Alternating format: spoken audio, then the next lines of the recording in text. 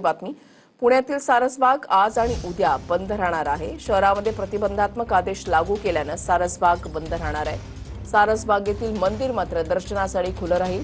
रात्री 10 वाजेपर्यंत मंदिर हे दर्शनासाठी सुरू असेल। प्रदीप कापसे आमचे प्रतिनिधी या संदर्भातली अधिक माहिती देतील। प्रदीप,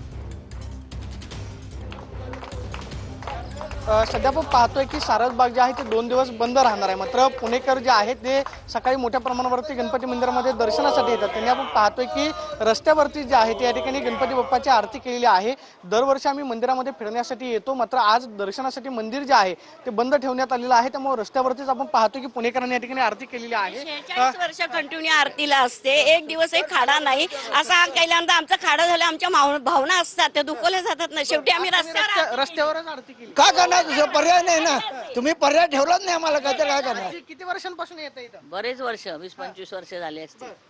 आज काय रस्त्यावरच आरती? हो, आरती आहे। मग आज जायला सोडत नाही तर करणार काय? आज जायला सोडत नाही, रस्त्यावरून बाप्पाला हात जोडले. आज जोडले हो, मग काय करणार? आता हे मंदिर त्याचबरोबर सारसबाग जे आहे ते 2 दिवस बंद राहणार आहे। घेतलेला निर्णय योग्य आहे की चुकीचा आहे? चुकीचं आहे, चुकीचं आहे पूर्ण।